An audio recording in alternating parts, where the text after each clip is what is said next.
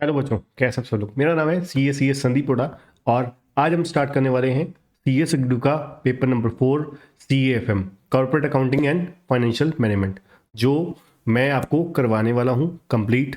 ठीक है। और इस वीडियो में इंट्रोडक्शन लेक्चर में हम लोग जानेंगे अपने सब्जेक्ट के बारे में, CAFM के बारे में, और किस तरीके से आपका पेपर पैटर्न रहने वाला है।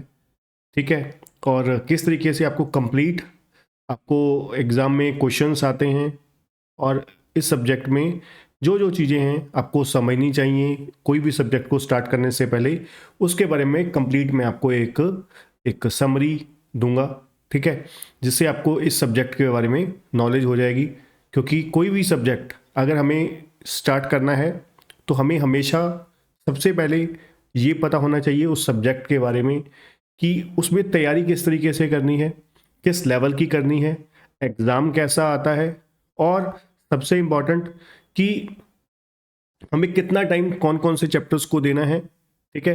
कहाँ पे प्रेफरेंस ज़्यादा देनी है, कहाँ पे कम देनी है, जिससे क्या है हमारी जो मेहनत है वो मैक्सिमाइज हो जाए, एफर्ट जो है हमारी मैक्सिमाइज हो, रिजल्ट उसका जो है वो मैक्सिमाइज हो जाए। एफर्ट मिनिमम लगे और रिजल्ट जो है हमारा मैक्सिमाइज हो जाए।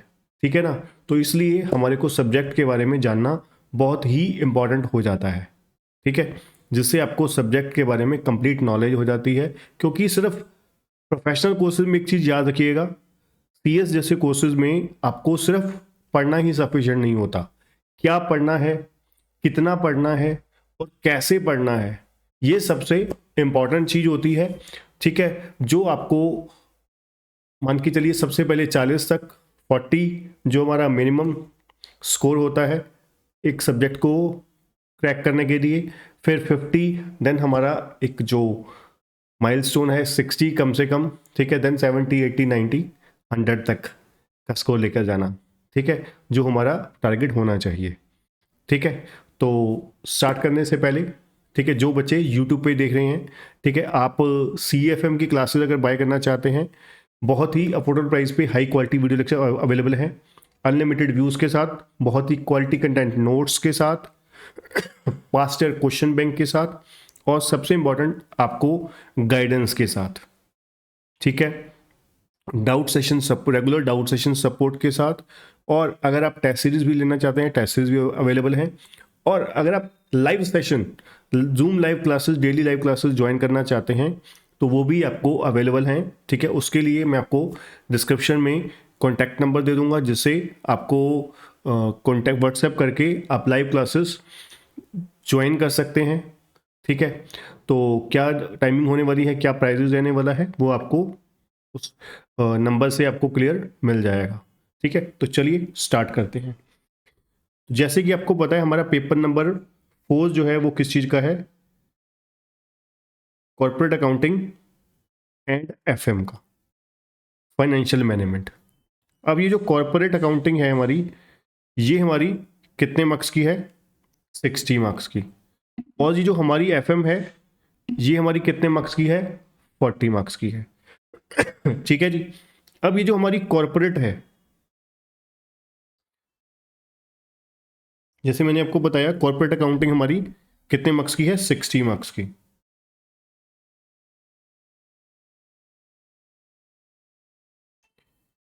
अब 60 में आपको एग्जाम क्वेश्चन पेपर किस तरीके से आता है। पहला क्वेश्चन हमारे को कुल मिला के देखा जाए तो हमारे पास 4 क्वेश्चन देखने को मिलेंगे। Question number 1, 2, 3 and 4। ठीक है जी। पहला क्वेश्चन 15 मार्क्स का, दूसरा भी 15 मार्क्स का, तीसरा भी 15 मार्क्स का, चौथा भी 15 मार्क्स का। अब ये जो फोर्थ क्वेश्चन है, इसके साथ एक आपको चॉइस मिलती है 4A की, 15 मार्क्स की। ये आपकी जो होती है ये थ्योरी होती है। आपको मतलब या तो फिर क्वेश्चन नंबर 4 करना है, या तो फिर आपको 4A करना है। ठीक, आपको क्वेश्चन नंबर 4 करना है या 4A करना है। ठीक है, मतलब और पहला, दूसरा, तीसरा, ये आप कह सकते हैं कंपल्सरी क्वेश्चन हो गए। ठीक है, ये आपको करने ही करने हैं। अभी जो 15 मार्क्स का वेरी फर्स्ट क्वेश्चन होता है, ये केस स्टडी बेस होता है। ठीक है, आपको 15 नंबर में एक केस स्टडी टाइप क्वेश्चन में देखने को मिलेगा। आपको एक प्रॉपर डिटेल दी होगी। ठीक है, उसमें आपको पूछा जाएगा, फॉर एग्जांपल किसी भी चैप्टर के ऊपर आ गया, उसमें से ही मल्टीपल क्वेश्चन पूछे जा सकते हैं। वो हो सकता है एक 10 नंबर का हो, एक 5 का हो सकता है 5-5 के 3 हो सकता है एक 5 का, एक 5 का, एक 3 का, एक 2 का, ऐसे जो इंस्टीट्यूट की मर्जी है वो उस तरीके से डाल सकते हैं। ठीक है जी, तो ये आपका कॉर्पोरेट अकाउंटिंग का जो यूनिट है वो इस तरीके से बटा होगा। अब आते हैं आगे, एफएम की बात करते हैं, फाइनेंशियल मैनेजमेंट।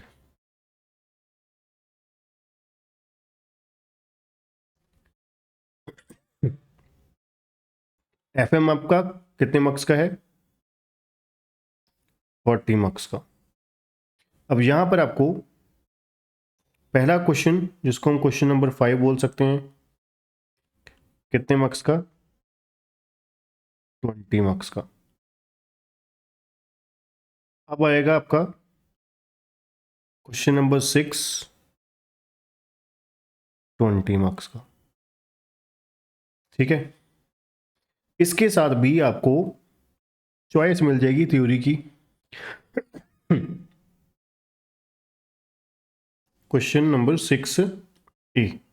ठीक है, ये भी 20 मार्क्स का। ये थ्योरी होगी 20 मार्क्स में। अब ये कैसे बटी होगी? आपको मान लीजिए पहला क्वेश्चन आ गया 5 मार्क्स का, दूसरा भी 5 नंबर का 5 मार्क्स का, तीसरा भी 5 का और फोर्थ भी 5। 5-5 नंबर के आपको 4 क्वेश्चन थ्योरी के देखने को मिल जाएंगे। और क्या सर ये जो 6 नंबर क्वेश्चन है इसमें भी 5-5 नंबर के होंगे? बिल्कुल सही, इसमें भी सारे क्वेश्चन जो होंगे आपको 5-5 मार्क्स के, आपको मतलब 4 क्वेश्चन देखने को मिलेंगे। ये जो होंगे वो टोटली प्रैक्टिकल क्वेश्चन होंगे।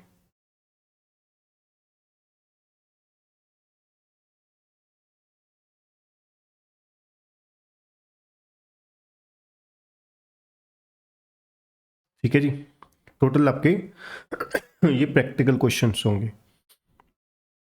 ठीक है जी, और जो अब बात करते हैं पहला जो 20 मार्क्स का वेरी फर्स्ट क्वेश्चन था, उसमें में क्या रहने वाला है। जो 20 मार्क्स का क्वेश्चन आएगा इसमें भी ये भी केस स्टडी बेस होगा। ठीक है, यहां पर 20 मार्क्स में केस स्टडी आएगी आपको। इस केस स्टडी में भी आपको जैसे मान लीजिए एक वर्किंग कैपिटल का क्वेश्चन आ गया, उसमें आपको 10 मार्क्स का फर्स्ट पॉइंट पूछ लिया गया और बाकी 5-5 की 2 चीजें और पूछ ली गई। ठीक है, कैपिटल वेटिंग का मान लीजिए आया, उनको जिस तरीके से भी लगा वो पूछ सकते हैं। ठीक है, ये हो गया आपका एफएम का यूनिट। एक चीज जो रह गई थी, कॉर्पोरेट के यूनिट में भी क्या ऐसा ही होगा? जो पहला, दूसरा, तीसरा और चौथा क्वेश्चन आया, सॉरी वेरी फर्स्ट क्वेश्चन तो केस स्टडी है, उसको छोड़ देते हैं। अब दूसरा, तीसरा, चौथा क्वेश्चन जो आया, इसमें जो 15-15 नंबर के क्वेश्चन है ये कैसे आएंगे? इसमें भी सभी क्वेश्चन 5-5 नंबर के ही एलोकेटेड होते हैं। ठीक है, तो इसका मतलब है बहुत ज़्यादा लंबे चौड़े क्वेश्चन करने की हमें नीड नहीं है। ठीक है जी, जो बहुत ज़्यादा लेंथी क्वेश्चन होते हैं वो करने की ज़रूरत नहीं होती है। ठीक है जी, समझ लग गया जी? ठीक है सर। अब ये तो हो गया जी पेपर का पैटर्न क्या रहने वाला है 100 मार्क्स में, ये हो गया। आपका जो पेपर है वो मैंने आपको बताया कितने मार्क्स का रहने वाला है, आपका 100 मार्क्स का रहने वाला है ना? 2 यूनिट हैं। अब एक चीज और, कुछ बच्चों के मन में ये रहता होता है कि सर अब 2 यूनिट हैं, ए पार्ट 60 मार्क्स का है, बी पार्ट 40 मार्क्स का है, तो टोटल बन गया 100। तो सर एक चीज़ हमें कंफर्म करनी है कि ये जो 40% का हमारा जो पासिंग क्राइटेरिया है, ये सिर्फ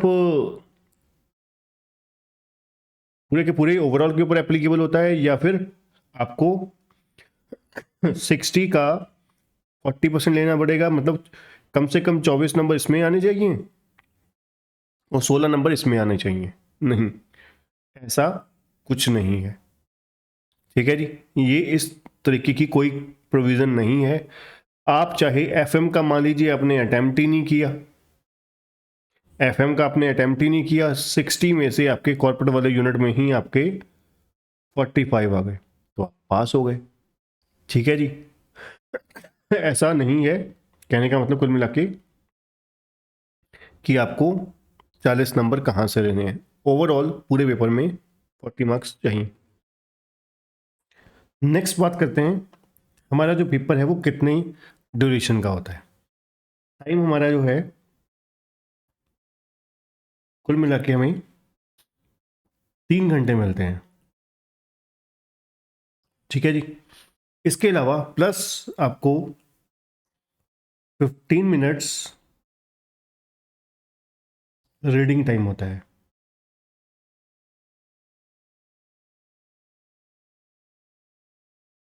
अब इस रीडिंग टाइम में हम लोग क्वेश्चन पेपर आपको मिल जाएगा। ठीक है, आपको क्वेश्चन पेपर मिल जाएगा। क्वेश्चन पेपर आपको क्या करना है, पढ़ना है, समझना है। आप माइंड प्रिपेयर कर सकते हैं कि कौन सा क्वेश्चन करना है, कौन सा नहीं करना है। ठीक है, या फिर करना तो सारा ही है। ठीक है, तो किस सीक्वेंस में करना है, तो आप अपनी स्ट्रेटेजी बना सकते हैं। अब बात आती है एग्ज़ाम जो है वो हमारा कैसे होता है। हमारा सब्जेक्टिव मतलब रिटन एग्ज़ाम है 100%। जिन बच्चों को नहीं पता है, ठीक है, नो एमसीक्यू, किसी तरीके का कोई एमसीक्यू नहीं आता। अब बात आती है कितना पोर्शन थ्योरी का, कितना पोर्शन प्रैक्टिकल का। आप मान के चलिए जो बच्चे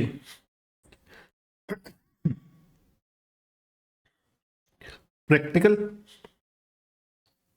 करना चाहते हैं वो 100 मार्क्स का पूरा अटेम्प्ट कर सकते हैं। वो पूरा 100 मार्क्स का अटेम्प्ट कर सकते हैं प्रैक्टिकल पोर्शन। सही सुन रहे हो। अब दूसरा वो आता है जो बच्चे थ्योरी के लिए थ्योरी से प्यार ज़्यादा करते हैं। ठीक है, मैं अपने क्लासेस में किसी भी बच्चों को ये रिकमेंड नहीं करता कि थ्योरी कीजिए। उसके पीछे का कारण क्या होता है, थ्योरी में इतने अच्छे मार्क्स नहीं मिलते प्रैक्टिकल सब्जेक्ट में। हम CAFM की बात कर रहे हैं। CAFM में अगर आप मान के चलिए अगर प्रैक्टिकल 5 नंबर का क्वेश्चन करते हैं बहुत बढ़िया, ज़बरदस्त, शानदार, तो 5 में से 5 मिलेंगे आपको क्वेश्चन में। ठीक है, अगर वही शानदार ज़बरदस्त क्वेश्चन करते हैं थ्योरी का जो चॉइस वाली है, तो 5 में से आपको 3, 3.5। चेक करने वाला बहुत खुश है, वाइफ के साथ लड़के नहीं आया, प्यार मोहब्बत से बात करके आया है, तो मैक्सिमम आपको 4 मिल जाएंगे। कभी भी आप चेक कर लेना, किसी भी बच्चे से पूछना जिन्होंने CAFM न्यूज़ सिलेबस में क्रैक कर रखा है और पेपर चेक करवाया है, तो आपको खुद ब खुद पता लग जाएगा अच्छे मार्क्स आपको नहीं मिलने वाले। ठीक है, अब थ्योरी जो बच्चा करना चाहता है मजबूरी में, हाँ, अगर आपको कोई क्वेश्चन बहुत डिफिकल्ट आ गया, टफ आ गया, ठीक है, तो आपको लग रहा है कि यार थ्योरी में मार्क्स निकाले जा सकते हैं, ठीक है, तो फिर आप थ्योरी को चूज़ कर सकते हैं। अदरवाइज लास्ट ऑप्शन होना चाहिए आपके पास। अब मान के मत चलिए कि नहीं है, अब उसको लेके ही न चलिए। ठीक है, तो जो बच्चे थ्योरी करना चाहते हैं उनके लिए क्या ऑप्शन है, उनके लिए प्रैक्टिकल थ्योरी, जैसे मैंने आपको बताया, एक 15 नंबर का एक थ्योरी का और 20 नंबर का FM का थ्योरी का, तो टोटल हो गए 35, उनके लिए 35 मार्क्स, और प्रैक्टिकल कितना बच गया 65 का। ठीक है, तो इस तरीके से आप पूरा 100 नंबर का पेपर जो है वो कर सकते हैं। ठीक है, अब कुछ बच्चों का क्वेरी ये होती है, जो मैं शुरू में ही तभी मैं छोटे छोटे क्वेश्चन जो माइनर माइनर क्वेश्चन है वो प्रिपरेशन से पहले ही क्लियर कर देना चाहता हूं कि सर जो हमारा पेपर है इसमें क्या स्टेप मार्किंग होती है। ठीक है, बहुत ही मैक्सिमम बच्चों का एग्जाम तक यही क्वेश्चन चलता रहता है कि सर स्टेप मार्किंग है या नहीं है। बिल्कुल सर, जी हाँ, यस, बहुत बहुत बड़े अक्षरों में मैं बोल सकता हूं आपको कि स्टेप मार्किंग होती है। ठीक है, अगर आपसे मान लीजिए कैश फ्लो स्टेटमेंट पूछा गया है, 3 पोजीशन है, operating activity, investing activity, financing activity. आपका इन्वेस्टिंग पूरा ठीक है, फाइनेंसिंग पूरा ठीक है, ऑपरेटिंग में फ्यू मिस्टेक्स हैं, 1-2 मिस्टेक्स हैं। ठीक है, तो मान लीजिए 5 नंबर का क्वेश्चन था, उन्होंने 3 नंबर दे रखे हैं, किसको एलोकेट कर रखे हैं, ऑपरेटिंग को, 1 नंबर एलोकेट कर रखा है इन्वेस्टिंग को, 1 नंबर एलोकेट कर रखा है फाइनेंसिंग को। तो 1 नंबर पूरे आपको इन्वेस्टिंग के मिल जाएंगे, 1 नंबर आपको 1 मार्क आपको मिल जाएगा फाइनेंसिंग का। अब मान लीजिए आपने जो मिस्टेक करी है वो भयंकर मिस्टेक्स नहीं है, फ्यू माइनर मिस्टेक्स है, 1 या 2 माइनर मिस्टेक्स हैं। तो मान लीजिए आपको तकरीबन 1.5 नंबर, 3 में से 1.5 नंबर आपको इन्वेस्टिंग में मिल गया। तो कुल मिला के आपको 5 नंबर के क्वेश्चन में 3.5 नंबर मिल गए आउट ऑफ 5 मार्क्स। ठीक है जी, ऐसा नहीं है कि ये मैं अपनी तरफ से बना के बोल रहा हूँ। ठीक है ना, बनाने वाली कोई बात नहीं है, ऐसा ही होता है। हम भी पास हुए हैं, मेरी भी क्वालिफिकेशन जैसे मैंने आपको बताया CA as well as CS दोनों हैं। ठीक है, हाँ, ग्रेजुएशन में नहीं होता क्योंकि आप लोगों का एक्सपीरियंस वहाँ पे बुरा होता है। ग्रेजुएशन में वो लोग आंसर चेक करते हैं, यहाँ पे आंसर चेक करने का कोई खास रीज़न होता नहीं है। ठीक है, आंसर आपका गलत भी है तो चलेगा, चलेगा मतलब वो जो भी पॉइंट गलत है उसके मार्क्स कट जाएंगे। ऐसे होता है कि कोई स्पेसिफिक हर पॉइंट्स के जो वर्किंग नोट है, मान लीजिए कोई एडजस्टमेंट्स हैं, एडजस्टमेंट्स कितनी इंपॉर्टेंस रखती है उसके अकॉर्डिंगली मार्क्स एलोकेट होते हैं हर एडजस्टमेंट के। आप कहोगे हर चीज़ के सेम ही मार्क्स हैं, ऐसा नहीं होता। अपनी आसान आसान, अब कई बच्चे क्या है बहुत ही सिली क्वेश्चंस करते हैं कि सर अगर हम ऐसा करें, जनरल एंट्रीज हैं शेयर कैपिटल में, उसमें हम जनरल एंट्री सर मैंने लिख दी हैं, उसमें वैल्यू पुट नहीं करी मैंने, तो सर क्या मेरे को मार्क्स मिलेंगे। अरे यार ये तो दूसरी चौथी पांचवी वाला आप क्वेश्चन पूछ रहे हो। अब आप खुद सोचिए, जनरल एंट्रीज में आपने वैल्यूज ही पुट नहीं करी, ठीक है, तो आपको कैसे मार्क्स मिल जाएंगे। ठीक है ना, खाली जनरल एंट्रीज रटी रटाई तोते की तरह वो आप लिख कर आ गए, उसमें आप सोच रहे हो प्रोफेशनल कोर्स में आपको इंस्टीट्यूट मार्क्स दे देगा। भैया रिजल्ट आपको पता है ना कितना है, पता है ना, उसके बावजूद भी आप सोच रहे हो कि इंस्टीट्यूट आपको पास करने के लिए बैठी है। ठीक है ना, आपको जब उन्होंने 80-85%, 80-85% बच्चा फेल करना है, तो वहाँ पर आपको कोशिश इंस्टीट्यूट ढूंढ रही है कि फेल होने वाले बच्चे खुद ब खुद मिल जाएं। तो आपने उनको मौका नहीं देना, ठीक है, कि वो नंबर काटे। ठीक है ना, हमने कोशिश करनी है मैक्सिमम कि हमारे मार्क्स नहीं कटे। तभी मैं बहुत ज़्यादा बारीकी से आपको छोटी छोटी चीज़ें, एक एक चीज़ें बता रहा हूँ कि जो बच्चे एक्चुअली में क्या है, सिर्फ वो सोचते हैं कि सिलेबस कंप्लीट करना ही सबसे मेन होता है CS जैसे कोर्सेज में। ठीक है, जो बहुत ही बड़ा बेवकूफ़ी है हमारे, ये बात सोचना हमारे दिमाग में। ठीक है ना, तो ये चीज़ क्लियर रखिएगा, स्टेप मार्किंग होती है, बहुत अच्छे तरीके से होती है। हाँ, कोशिश कीजिए नंबर ऑफ मिस्टेक्स कम कीजिए। और पेपर करने का तरीका क्या होता है, शुरुआत में अर्ली स्टेज में जितने अच्छे क्वेश्चन आपको आते हैं, जितने बढ़िया तरीके से जो क्वेश्चन आते हैं, जो आपकी बहुत ही ज़बरदस्त पकड़ है, आपकी शानदार, बहुत ही शानदार, बहुत ही ज़बरदस्त पकड़ है। पहले वो टॉपिक्स कीजिए, वही वो क्वेश्चन कीजिए जिसमें एक एक कहते हैं ना साइकोलॉजिकली एक आपके बारे में परसेप्शन बन जाएगी चेक करने वाले के मन में कि ये बच्चा बहुत इंटेलिजेंट है। एक टॉपर स्टूडेंट का मेरे पास क्वेश्चन आंसर शीट आई है, तो फिर वो धीरे धीरे धीरे धीरे मैं आपको अगर अपनी सीए इंटरमीडिएट की अगर अपनी बताऊं, मेरे सीए इंटरमीडिएट में तकरीबन तकरीबन मैंने 82 या 84 मार्क्स की अटैम्प्ट करी थी, ठीक है। और 84 की अटैम्प्ट करने के बाद 82 या 84 की, क्योंकि मुझे कंफर्म है 100% कि मैंने 4 नंबर के 4 क्वेश्चन मेरे रह ही गए थे, क्योंकि इंटरमीडिएट तक मेरी जो राइटिंग स्पीड थी बहुत स्लो थी, ठीक है। फाइनल में जाके स्पीड अच्छी हुई, ठीक है, वहाँ पे करनी ही पड़ती है।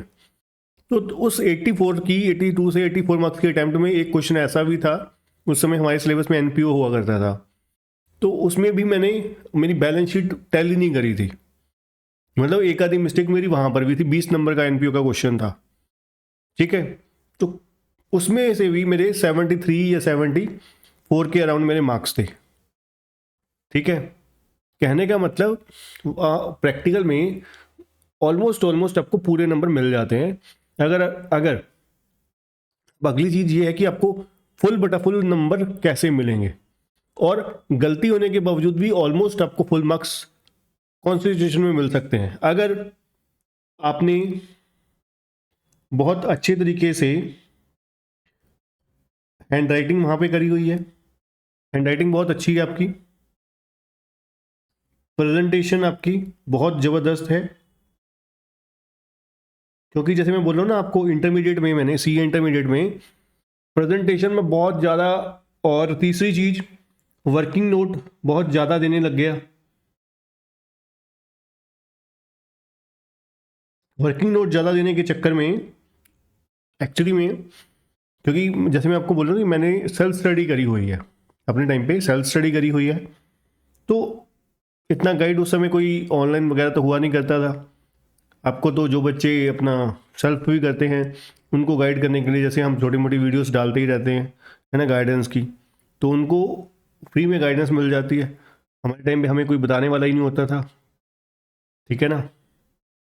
तो वो जो खास करके सेल्फ स्टडी कर रहा है, तो ये चीज़ें अगर आपकी तीनों ज़बरदस्त हैं, हैंड राइटिंग बहुत सुंदर अच्छे तरीके से करते हो, कोशिश करते हो मैक्सिमम जो आपकी है हैंड राइटिंग उसको इम्प्रूव करके, प्रेजेंटेशन बहुत बढ़िया करते हो, वर्किंग नोट बहुत अच्छे से बनाते हो, तो मान के चलिए आपका आधा काम तो वहीं हो गया, ठीक है। इसके बाद बस एक चीज़ और आपने प्लस करनी है जिससे आपका रिजल्ट तूफानी स्टेज पे आएगा, वो है एक्यूरेसी, ठीक है ना। एक्यूरेसी जितनी मैक्सिमम होगी उतने आपके मार्क्स आते जाएंगे, ठीक है ना। तो ये चीज़ें साथ में जोड़ लीजिए अगर आप चाहते हैं कि आपका रिजल्ट बहुत ही शानदार ज़बरदस्त बिल्कुल एक्सीलेंट आए, जो आप चाहते हैं एक्सपेक्ट करते हैं, या अपने आप से नहीं भी एक्सपेक्ट करते, ठीक है, उस तरीके का रिजल्ट आए। तो उसके लिए आपको अपनी हैंड राइटिंग, प्रेजेंटेशन से मतलब है कि आपसे जो क्वेश्चन पूछा गया है, ठीक है। मान लीजिए रेशियो एनालिसिस का क्वेश्चन आया 5 मार्क्स का, उन्होंने बोला कि ये एडजस्टमेंट्स हैं, ये चीज़ें हैं, और बैलेंस शीट ड्रॉ करो, ठीक है। या बैलेंस शीट दे दी, इनकम्प्लीट बैलेंस शीट दे दी, तो रेशियोज बना के आप इस बैलेंस शीट को, इनकम्प्लीट बैलेंस शीट को कंप्लीट कीजिए। तो आपको सबसे पहले नंबर पे बैलेंस शीट का फॉर्मेट ही वहाँ से क्वेश्चन पेपर से अपनी आंसर शीट पे कॉपी मारना है, ठीक है। तो अब क्या होगा, नीचे वर्किंग नोट नंबर 1 2 3 4 5 जितने वर्किंग नोट बनेंगे, अब मान लीजिए आपने डेटर फाइंड आउट किया, डेटर क्या वर्किंग नोट बनाया था 3 नंबर, तो बैलेंस शीट में जब डेटर लिखोगे तो उसके ब्रैकेट में देखो वर्किंग नोट नंबर 3, सी वर्किंग नोट 3, तो चेक करने वाले को क्या मजा आएगा, कितना जबरदस्त उसको फील होगा कि बच्चा कितने अच्छे तरीके से प्रोफेशनल वे में काम कर रहा है। जैसे प्रैक्टिकल वे में बैलेंस शीट देखने को मिलती है, जैसे आपने देखा होगा कोई आपकी बुक में भी स्टार डाले होते हैं, कोई वर्किंग नोट या कोई एडजस्टमेंट है, कोई नोट वगैरह होता है तो उसके लिए स्टार डाल दिया जाता है। तो आप नीचे जाके देखते हो वो स्टार के नीचे वो पॉइंट के बारे में नोट लिखा होता है। तो वहाँ पर आपको ये सोच के चलो चेक करने वाला मैं हूँ, मेरे को कैसा फील हो रहा है, ठीक है ना। इसलिए मैं बच्चों को नॉर्मली बोलता हूँ कि भाई प्रैक्टिकल में गिनती का आपका 2 तो प्रैक्टिकल सब्जेक्ट हैं, ग्रुप 1 में एक सब्जेक्ट है, ग्रुप 2 में एक सब्जेक्ट है, तो उसकी टेस्ट सीरीज ले लीजिए, कंजूसी मत कीजिए। वो पैसे पूरे हो जाते हैं जब आप सीएस बनोगे, पहले महीने के अंदर अंदर आपके सारी पूरी कोचिंग की फीस पहले महीने में ही निकल जाएगी। तो फ्री के चक्कर में मत पड़ो, ठीक है ना। तो वैसा नहीं कि हम क्लासेस दे रहे हैं इसलिए मैं बोल रहा हूँ, नहीं, ठीक है ना, कि आप चाहते हो जल्दी से जल्दी अपना सीएस का ड्रीम पूरा करना, तो फटाफट टेस्ट सीरीज भी लो, क्लासेस भी लो, दिल लगा के पढ़ो, ठीक है ना। ये सोचो कि मेरे को जल्दी से जल्दी सीएस बनना है और आगे बढ़ना है, ठीक। ये हो गया जी, इन चीज़ों पे आपको बहुत ही अच्छे से काम करना है। ड्यूरेशन मैंने आपको बता दिया, ठीक है। अब आगे चलते हैं, चैप्टर सिलेबस हमारा क्या है, 60-40 तो मैंने आपको बता ही दिया, है ना। अब हमारे चैप्टर्स कौन कौन से हैं, पहला है introduction to accounting, corporate accounting की बात करते हैं। इंट्रोडक्शन टू अकाउंटिंग में बेसिक कॉन्सेप्ट्स आ गए सारे, ठीक है। इसमें से एक क्वेश्चन कम से कम आपको थ्योरी का देखने को जरूर मिल जाता है। उसके बाद आपका आ गया शेयर कैपिटल। अब आप स्टडी मटेरियल के अकॉर्डिंगली मत कंपैरिजन कीजिएगा, क्योंकि शेयर कैपिटल में बहुत सारे चैप्टर उन्होंने डाले हुए हैं, सारा सिलेबस कवर्ड है, ठीक है। एक भी टॉपिक जो है वो सिलेबस से छूटा नहीं हुआ है, क्लियर। शेयर कैपिटल हो गया, फिर उसके बाद बायबैक ऑफ शेयर हो गया, रिडम्पशन ऑफ प्रेफरेंस शेयर हो गया, रिडम्पशन ऑफ डिबेंचर्स हो गया, ईसॉप हो गया, बोनस एंड राइट शेयर हो गया, अंडर राइटिंग ऑफ शेयर्स हो गया, cash flow statement, ratio analysis, consolidation, ये आपका लॉन्ग चैप्टर है, ठीक है। Forecasting of financial statement, final account of companies, ठीक है। ये आपके हो गए कॉर्पोरेट अकाउंटिंग के सभी चैप्टर। अब इनमें से मैं आपको बता देता हूं कि जिन चैप्टर को आपको बहुत जबरदस्त तरीके से करना है, उनमें से पहला है रेशियो एनालिसिस।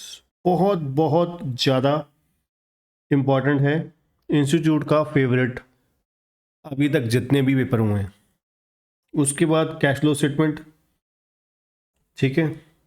देन आपका अब छोटे क्वेश्चंस के लिए, ठीक है, स्मॉल में जो 5 मार्क्स के आ ही रहे हैं, इजी एंड स्मॉल, ठीक है। मैं ई एंड एस पा देता हूँ, इजी या इजी लिख देता हूँ, ठीक है। वेरी इजी क्वेश्चन जो है, चैप्टर जो है वो अंडर राइटिंग,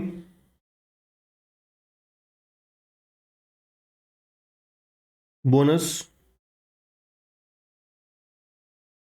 ईसॉप, ये दोनों चैप्टर, ये दोनों ही वेरी इजी हैं,